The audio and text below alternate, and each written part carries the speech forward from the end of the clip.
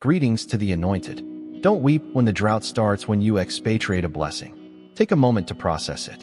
When the person they made fun of vanishes, a strange kind of stillness descends over a city. Not just physically, but also spiritually and energetically. The whole atmosphere changes. Now that you're gone and everything is collapsing like dominoes due to karma herself, the laughing they enjoyed at your expense abruptly dies in their throats. This is a little-known fact. Energetic ecosystems are centered on divine beings. You weren't confined to the city alone. You were silently and imperceptibly holding it up. The only thing preventing the fractures from collapsing was your presence, while others were busy pulling you down with jealousy, gossip, and purposeful disrespect. The collapse is now loud, very loud.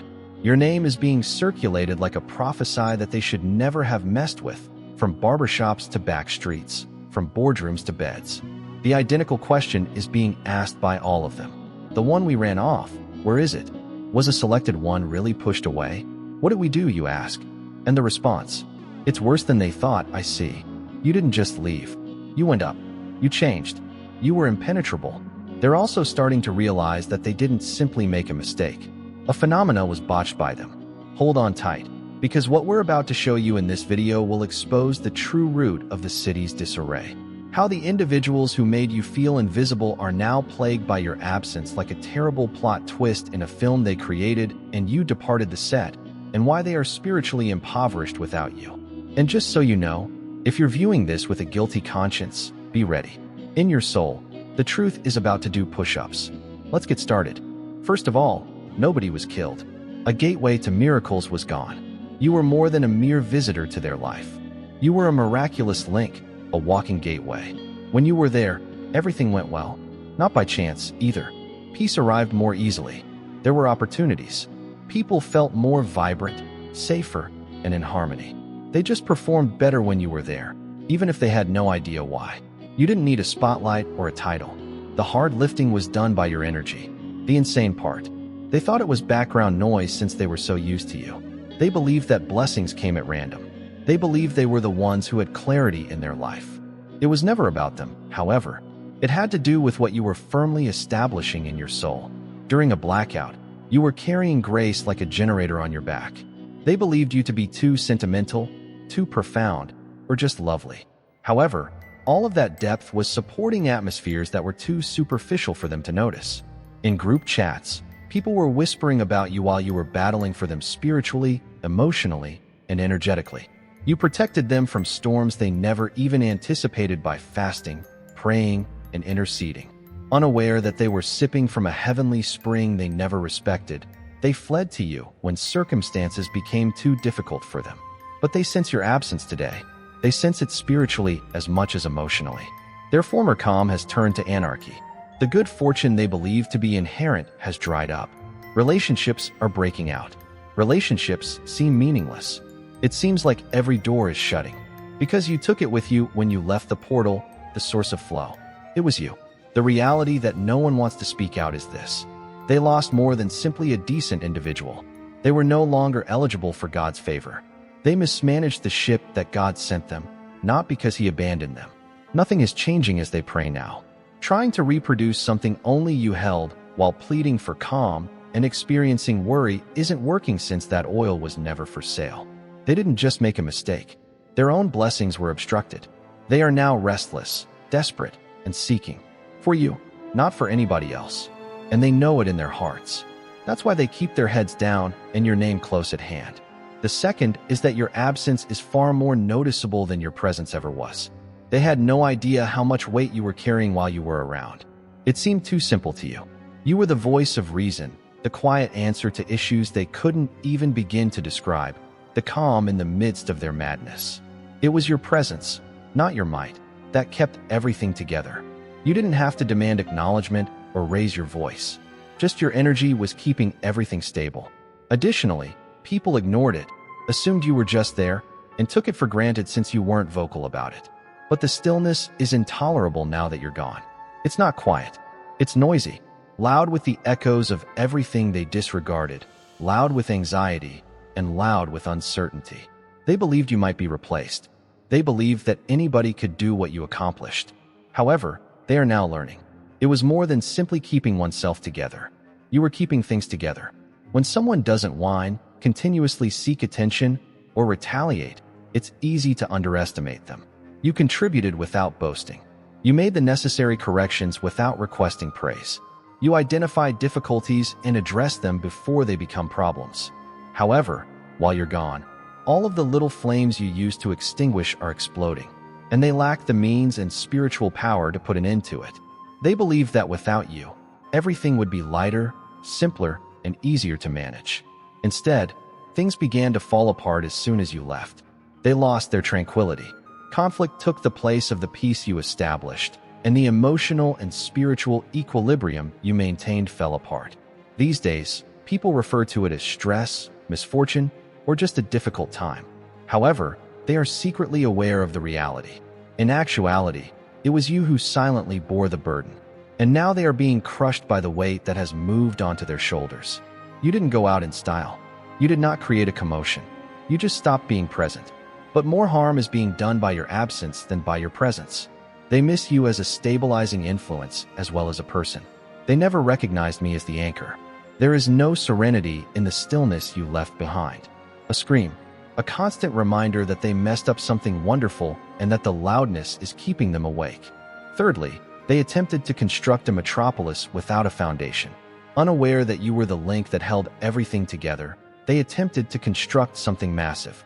They believed they could triumph even if they excluded you. They made an effort to go on without you, succeed, make connections, and leave a legacy, but now everything is collapsing. Why? Since you were necessary, you weren't additional or optional. You were the cornerstone of the whole plot, but they treated you like a supporting character. The one piece they needed to keep everything standing was the one they threw away. They didn't see what God saw when they looked at you.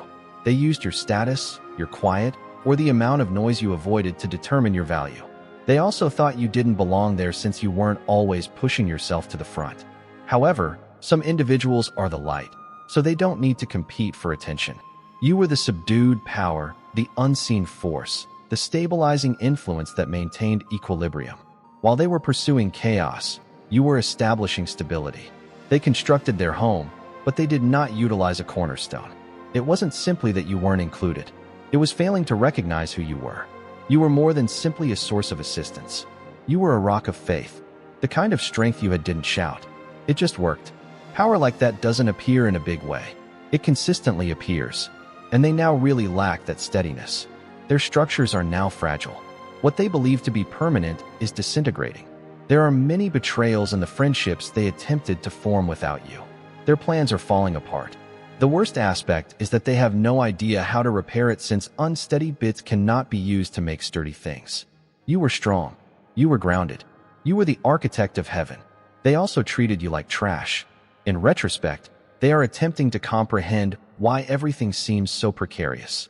And whether they set it out or not, they are aware that the instant everything began to come apart, they took you away.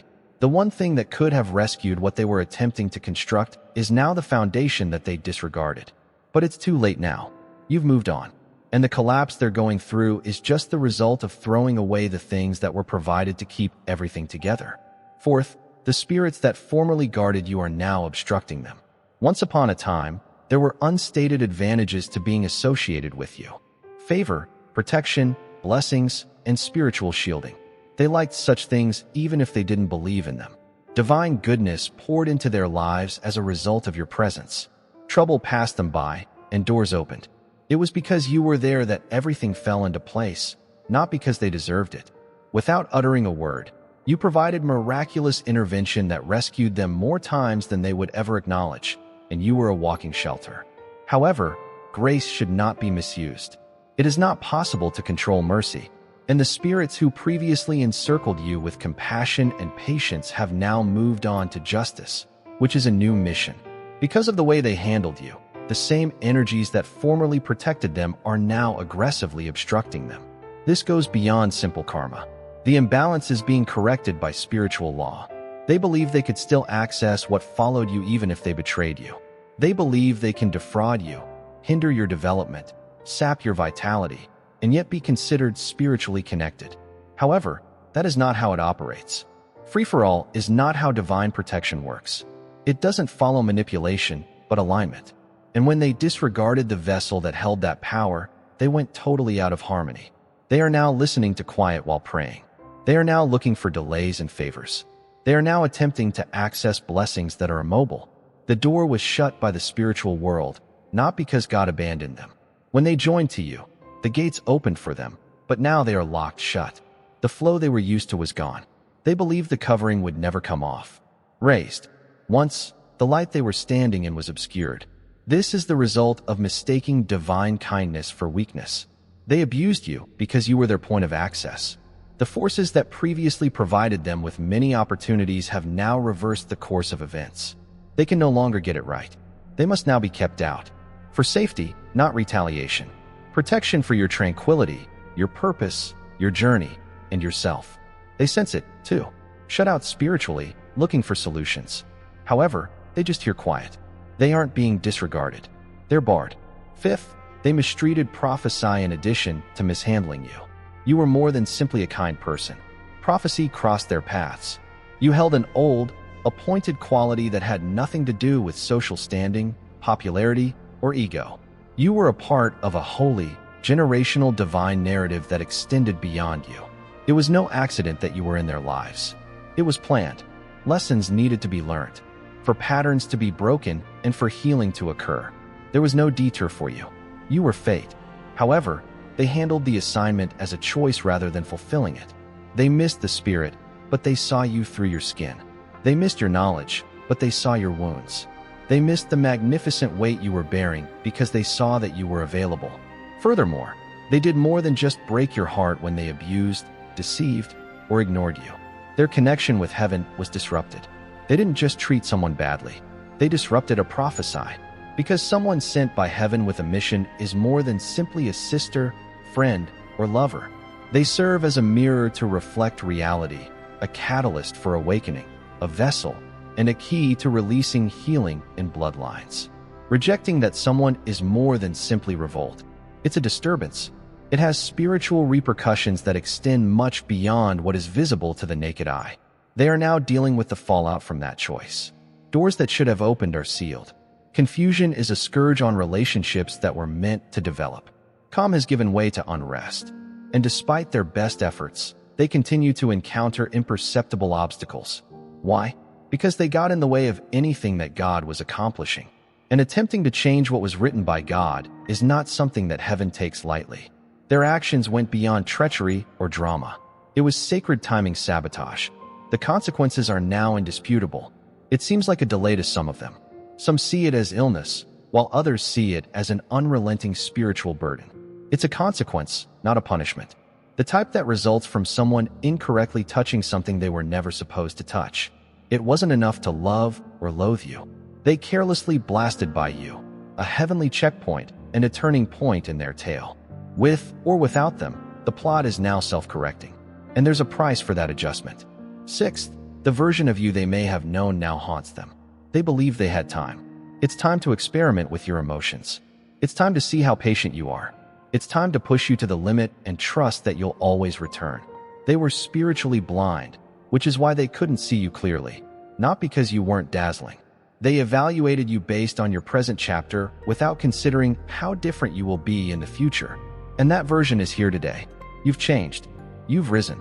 You have changed into someone their previous way of thinking could never understand. Here's the twist, however. You are still visible to them. That is the agony. They are unable to get in touch with you, but they can watch and scroll, hear your name in discussions, and sense your energy in locations they used to share with you. They are unable to influence you, get access to you, or drag you back into their mess. That access is no longer available and won't return, and they are haunted by it. It's the loss of who you've become, not simply of who you are as a person. The version of you they may have known is what they are mourning. The version of you that doesn't wait for approval, doesn't dim their light, and doesn't bend to fit in. This is the healed you, the strong you, the unrepentant you. Even when they were treating you disrespectfully, that version was developing. They are unsure whether to grieve you or appreciate you now that it is truly here. Because, in all honesty, they don't miss you the way you were. They lose the opportunity to change with you. They mentally relive certain times, wondering what would have occurred if they had stood by you rather than made fun of you, loved you rather than depleted you, and shielded you rather than exposed you. Those questions are now like bricks in their soul. That goes beyond remorse. It's sorrow, profound anguish at the soul level. Because this goes beyond just losing a decent person. This is the loss of access to a once attainable destiny. The version of you that would have flowed into them, covered them spiritually, and improved their lives just by connecting with them might have been known to them. However, that version is now confined by a barrier. Worst of all, they are aware that they constructed the wall themselves. They now see what they previously took for granted become into everything they were never prepared for and never will be as they sit outside of your evolution. Seventh, heaven's investment in you was what they referred to as too much. They couldn't understand you, so they phoned you too much. Shallow people felt uneasy around you. For those who had lived their whole lives suppressing their own emotions, your feelings seemed alien. People who depended on deception, disguise, and manipulation to operate were uneasy with your instincts. And they rejected, ridiculed, and insulted what you brought rather than recognizing it. In actuality, however, they weren't dismissing imperfections. They were rejecting heavenly traits. Heaven's investment included every quality they criticized, including your spiritual insight, sensitivity, and passionate responses. It wasn't an accident. They had appointments. You were made to see what others miss, feel what others don't feel, and determine what others aren't prepared to confront. The cost of such kind of wiring is high. It is sharpened by seclusion, formed by suffering, and energized by compliance. But your mere presence seems like a conflict when others are unaware of their purpose. They so attempted to make you smaller rather than larger.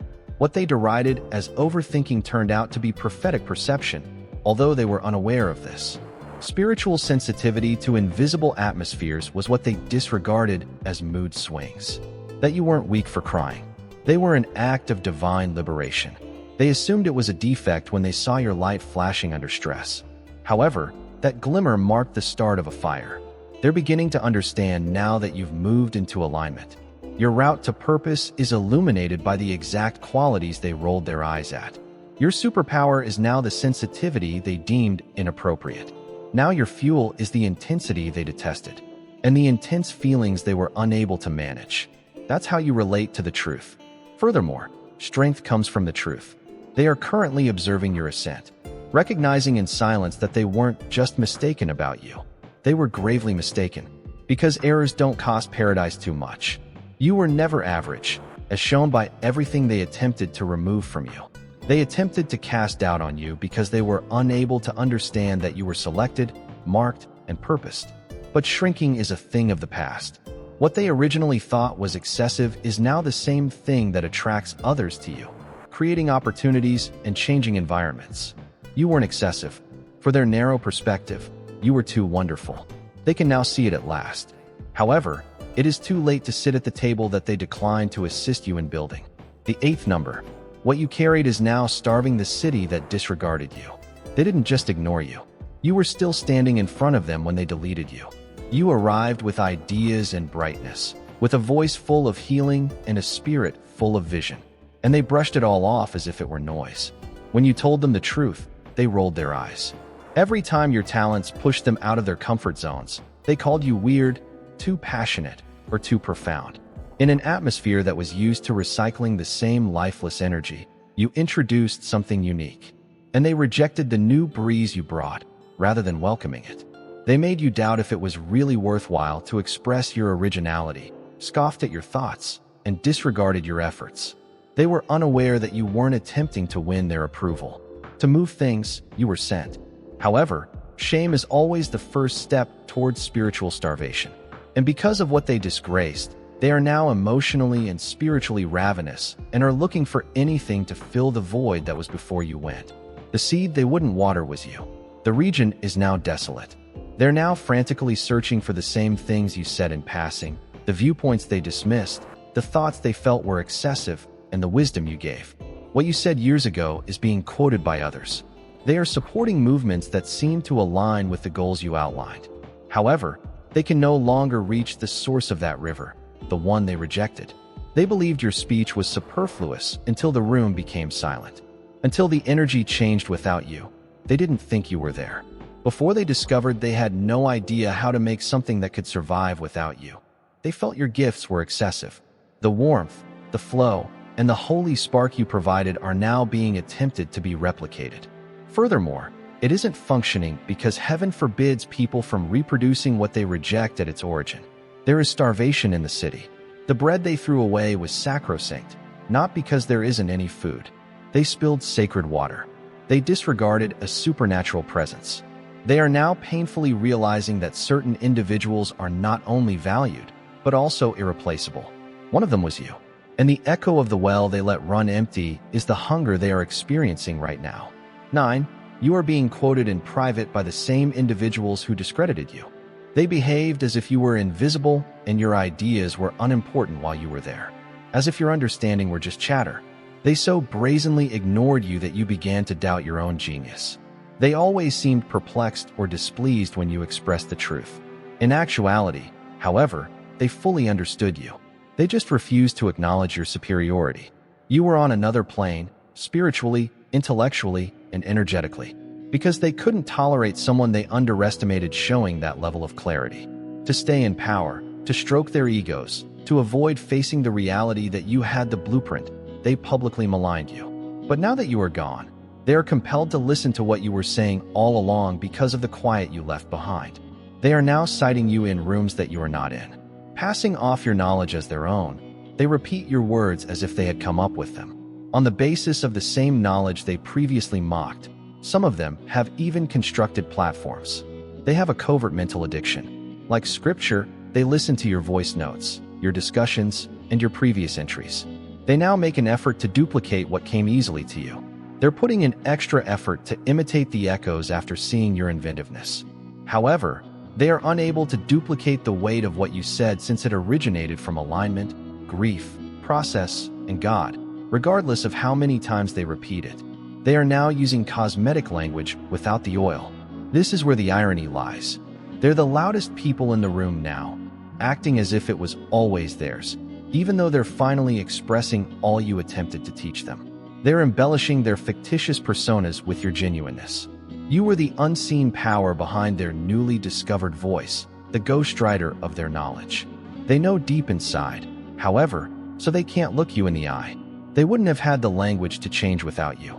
They are citing you behind your back and publicly discrediting you. However, you've already moved on to your next insight while they're busy copying your last one, so you don't even need credit right now. While you live in future prophesy, they are trapped in your past reality. Additionally, imitation cannot close that gap. Such strength can only come from heavenly favor, and you continue to reap that favor. 10. They're not only trying to find you. Through you, they hope to find atonement. They abruptly change their minds, thus they aren't contacting you. Now that they see your value, they aren't looking for you. In reality, they are seeking respite, a means of avoiding the consequences of their actions. It may seem to be remorse on the surface, as if they want to make amends, apologize, and get back together. But if you look more closely, you'll discover that it's not about you. It has to do with what they need from you. They're not looking for you. They want your authority, because everything went well while you were in their life. Life became more logical. They were surrounded by spiritual favor because of who you were, not because of who they were. They profited from your favor without ever having to pay homage to it. And now that things are falling apart, they think that the blessings will resume as they were if they can only get back in touch with you. However, things no longer operate that way. That version of yourself is no longer you. The one who used to treat you like a throwaway object while bearing the problems of others. The point of spiritual codependency has been overcome by your healing. You no longer put other people's comfort ahead of your own. You've discovered that those who consistently misuse grace can't have it forever. What they really want is a heavenly loophole, a shortcut, or a bypass. Without ever having to do the effort themselves, they believe that re-establishing contact with you would make things better in their life. They're hoping that having you around would make their guilt go away. Their karma will be reset by your forgiveness. Their favor will be restored by your efforts. Here's the reality, however. They can't keep opening wounds and use you as a band-aid. A reset button is not you. For its repercussions, you are not a spiritual sponge. Reconciliation is not the point of this. The issue here is desperation, and you've matured enough to see the difference. Those who only seek access when their lives are in ruins are not people you owe access to, particularly when they might have walked with you but instead broke you. They're not only trying to find you, they want another opportunity to turn their lives around. However, knowledge has caused the gates that were formerly open out of pity to be closed. They will need to learn how to deal with themselves without turning to you as a means of escape, since you are no longer their quick fix. 11. It was precisely when their protection ended that you were exiled. They believed that kicking you out would make them feel better and that severing their connection with you would somehow resolve their mess. They were unaware that the only thing separating them from the storm was you. You weren't only there to provide encouragement or emotional support. It was heavenly defense. They didn't realize they had you as their intercessor, covering, and shield. Although you didn't make a big deal out of it, you were fighting spiritual battles that they were unaware of. It didn't fall apart sooner because of you. However, that protection vanished, and everything began to fall apart the instant they banished you, whether it was due to treachery, rumors, coercion, or just plain rudeness. Their closest friends became aloof. Once flowing money started to dry up, they began to uncover secrets they had previously believed to be hidden. Relationships became unstable. Calm turned to fear. But rather of making the connection, they continued to attribute it to unfavorable events, poor timing, or bad luck. In actuality, a spiritual floodgate was opened by your absence. You were more than simply a positive role model. You received anointing. And just by being close, the grace that enveloped you also extended to others. It was because you were there, not because they deserved it. They were being covered by your prayers. They were being protected by your judgment. You were fending off assaults using your instincts. However, they assumed that was a given. And that covering slammed shut like a locked vault when they put convenience, ego, or envy ahead of alignment. They are now in a spiritual domain for which they are unprepared. They are attempting to withstand conflicts for which they were not prepared. The strikes that you formerly absorbed have found new targets and are now fully visible. They are not being punished by God. The reason is because they took down the heavenly firewall without recognizing that they were the ones it was protecting. The fact that they are aware that anything changed makes it considerably more painful. Even though they may not say it out, they sense the difference in the back of their minds. With you nearby, life seemed more balanced and safer. They now have no compass, no favor, and no flow as they navigate uncertainty. What was once kindness has turned into a barrier, so they can't pray their way back into your presence. They now realize that you were the cover, even if they first believed you were the issue. Additionally, their own security left with you on the day they escorted you away. 12. They attempted to dampen your brightness since they weren't prepared for it. Being intelligent didn't do you any damage. You weren't loud, conceited, or attention-grabbing. You were just you. Unapologetic, alert, and clear-headed. However, your presence seemed dangerous to many who had been hiding for years in self-deception, secrecy, and denial. They weren't prepared to witness what your light revealed. It activated all of their masks. Through confusion, it lighted every room under their control. In a place with hazy boundaries, you were clarity. In a society when falsehoods were the norm, you were the truth. So you weren't celebrated. They attempted to repress you. Your contribution was not honored by them. Because your strength exposed their weakness, they attempted to ruin it. It was more difficult to defend their pandemonium because of your calm. They were uncomfortable in their comfort zones because of your calling. And they choose the simpler route instead of stepping into progress. Attack the thing that reveals them. They began modestly. Subtle insults, backhanded praise, downplaying your spiritual depth, and diminishing your wisdom. Then it developed into gaslighting, passive hostility, loneliness, and behind-the-scenes rumors. Anything that would encourage you to doubt yourself and shrink because they believed that they would feel safer in their shadows if they diminished your brightness. However, it was unsuccessful. You didn't just make it through. You shone brighter. You developed. You recovered. You left. And the very thing that haunts their memories today is the light that they attempted to extinguish, because they believed it would be a relief to be rid of you. However, it just brought stillness. They are now confronted with everything your presence was attempting to help them recover from in that stillness. They believed that you would become helpless if you dimmed your light. They are suffocating now, however. They are now imprisoned in the same darkness they attempted to pull you into. As they had no desire for recovery, they want solace. Furthermore, You were never meant to provide consolation to others. They sent you to wake up. From a distance, you now sparkle. Additionally, the same individuals who attempted to silence you are caught in patterns that you have outgrown. Continuing concealing, continuing pretending, still playing games. Your light, meanwhile, did more than just endure. It turned become a beacon for others. They were unaware that your light wasn't fake. It was divine. Furthermore, divine light remains unaffected by attacks. It grows. Their darkness couldn't handle you, and now they can't handle your absence. 13. Your name has become a legend and a warning. Your name used to be spoken informally by them, sometimes with contempt, occasionally with laughter, and occasionally with total disregard. They had no idea what they were messing with back then. They believed that you were simply another individual they could use, manipulate, and ignore. However, your narrative didn't stop there. It changed. You changed. And now they are unable to stop talking about the name they once attempted to mute. They just murmur about it now. They no longer just know you as a former acquaintance. You've evolved into a metaphor, a watershed, and a spiritual warning. They talk about you like legend. We made a mistake with them, avoid it. Not in a romantic sense, but you ended up being the one who escaped. The one whose absence altered everything in a heavenly manner. The one whose departure signaled the disintegration to begin. Of course, they don't provide the whole story.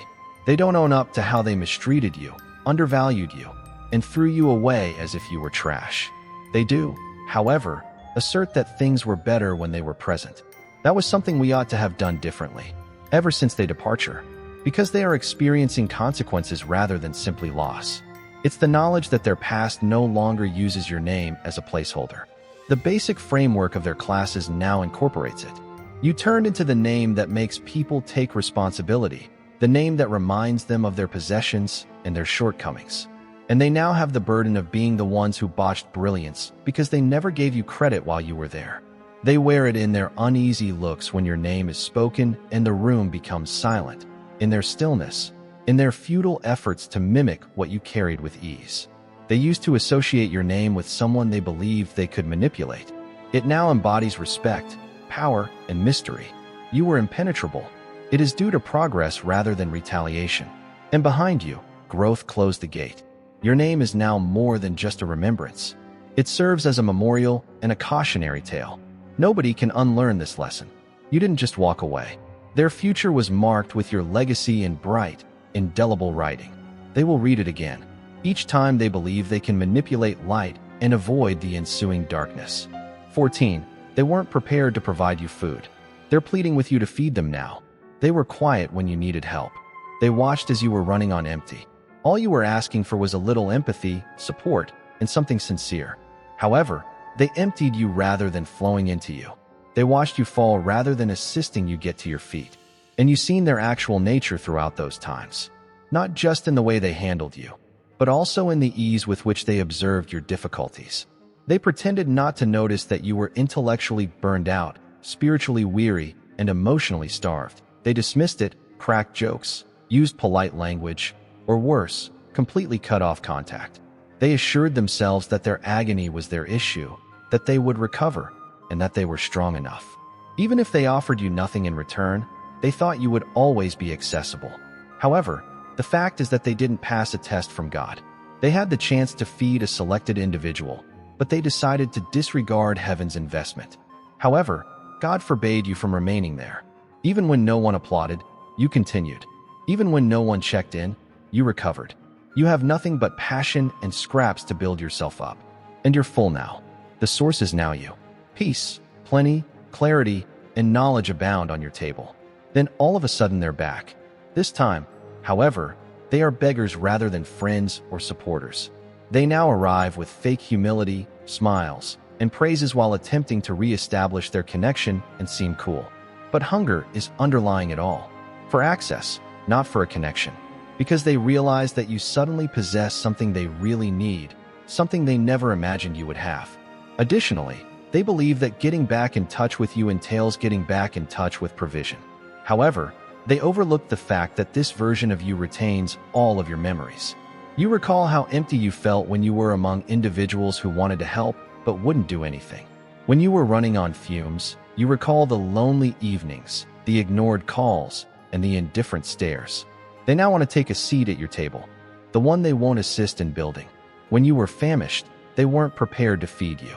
They're hoping you've forgotten the hunger they disregarded now that you're filled. You didn't forget, however.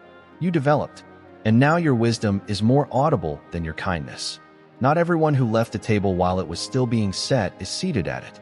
They believed that losing you would just be a fleeting, forgotten event. However, it turned into a pivotal moment, a change, and a spiritual awakening. You were more than a human. They were no longer able to access divine flow, alignment, or clarity. Everything you've tried to replace has failed. Since it wasn't produced, what you brought. It received anointing.